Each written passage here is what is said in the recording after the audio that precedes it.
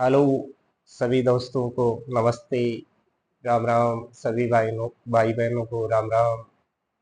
आज छुट्टी का दिन है, रविवार है, इसलिए समय मिल गया है। इसलिए मैंने सोचा कि आज एक थोड़ा बड़ा वीडियो बनाऊं। आज हम दो आसनों के बारे में जानेंगे जो बहुत ही महत्वपूर्ण है। पहला आसन है पश्चिमोत्तासन। इस आसन में क्या है कि अपने दोनों पैरों को सामने फैला लें, सीधे रखें। इसमें क्या होता है कि अपने हाथों को ऊपर की ओर ले जाएं श्वास भरते हुए, फिर श्वास छोड़ते हुए आगे की ओर जाएं और अपने दोनों अंगूठों को अंगुलियों से पकड़ने की कोशिश करें और आगे अपने सिर को घुटनों पर टिका दें।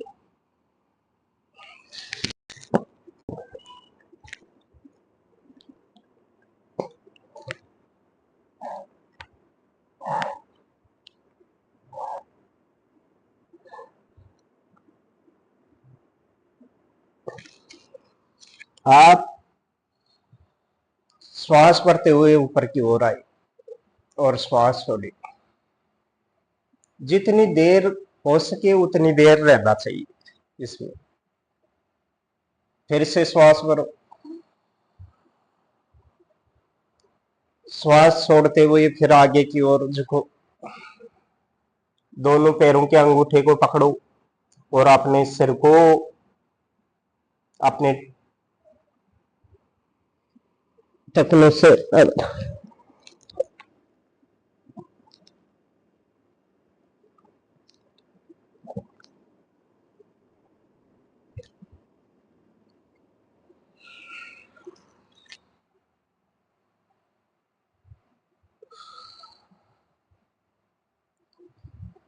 ये क्रम अपने को 4 से 5 बार करना चाहिए डेली। इससे क्या होता है कि अपने मूत्राशय से संबंधित जो बीमारियां हैं, पेशाब रुक रुक के आता है तो वो अच्छी प्रकार से पेशाब ढंग से आता है, रुकावट दूर हो जाती है पेशाब की, मूत्राशय संबंधित बीमारियां दूर हो जाती है, छोटी मोटी पथरियां हैं वो भी निकल जाती है। बड़ी पथरी तो नहीं निकल पाती, छोटी पथरियां इसमें निकल जाती है। तो ये मूत्र रोगों में बहुत ही लाभदायक है। और जैसे अग्नाशय है, यकृत है, प्लीहा है, इनको ये मजबूत करता है। अपने भूख को बढ़ाता है ये, जिनको भूख कम लगती है उनको भूख बढ़ाता है। जब हम आगे की ओर करते हैं तो ये अपने जो पीछे की पैरों के पीछे के नीचे वाले हिस्से की जो मांसपेशियां हैं, जो नसें हैं, इनको शिथिल करता है। जब ये तंती है, तनाव उत्पन्न करता है, इनसे इनमें लचीलापन आता है। तो ये अपने लचीलेपन में सहायक होते हैं। हमारे लिए ये शरीर के लिए बहुत ही उपयोगी आसन है। इसको हम रोजाना अभ्यास में शामिल करें। दूसरा है अपने मेरुदंड में रक्त के संचार को प्रभावित करता है। इससे हमारा तंत्रिका तंत्र अच्छी प्रकार से काम करता है, जिससे शारीरिक संतुलन बनने में सहयोग मिलता है। दूसरा आसन है अपना धनुरासन। इसमें क्या करें, हम सीधे लेट जाएं,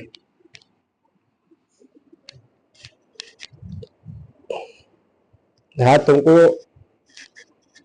पास में रखें, फिर हाथों को ऐसे सामने लाएं, ऐसे पीछे की ओर ले जाए,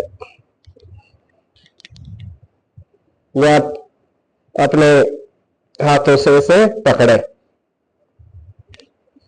पैरों को, और आगे की ओर से अपनी सीने को श्वास भरते हुए ऊपर की ओर उठाए, पैरों को भी पीछे से, यानी पेट के बल हो जाए।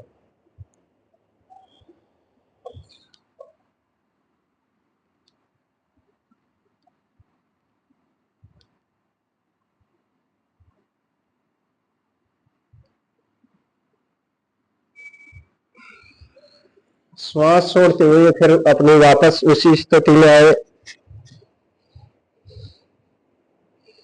फिर श्वास भरते हुए आगे से अपने सिर को और सीने को ऊपर की ओर ले जाए, और पीछे से पैरों को भी ऊपर उठाए और केवल पेट के बल रहे श्वास भरते हुए करें।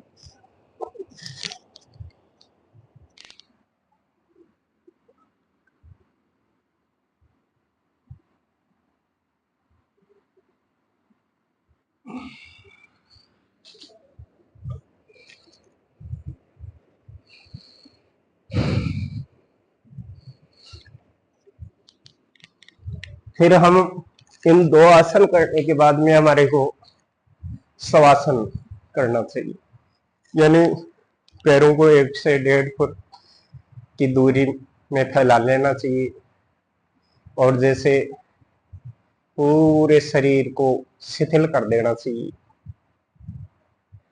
पूरे अंगों को शिथिल करो और श्वास पर ध्यान दो।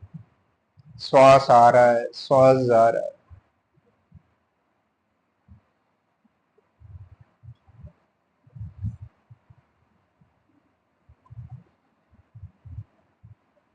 ऐसा अपने को 4 से 5 बार करना चाहिए।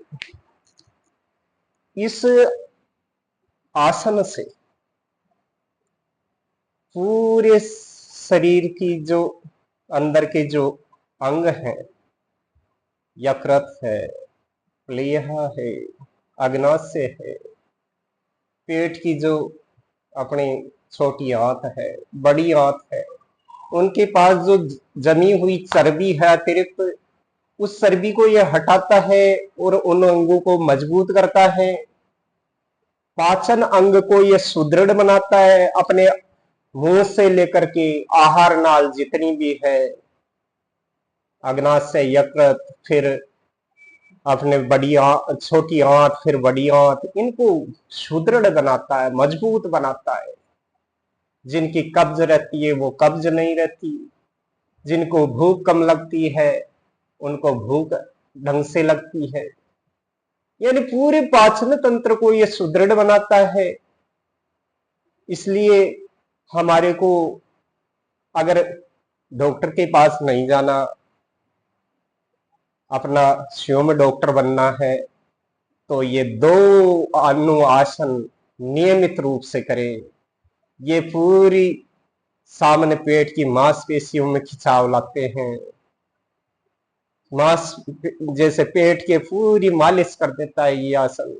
इसलिए हमारे को ये आसन नियमित रूप से करना चाहिए, जिससे हम पूर्णतः स्वस्थ रह सकें।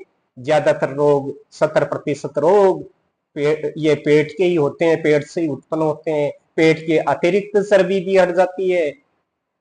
इतना ही कह करके दोस्तों मैं आपसे आज विदा लेता हूं। नमस्ते।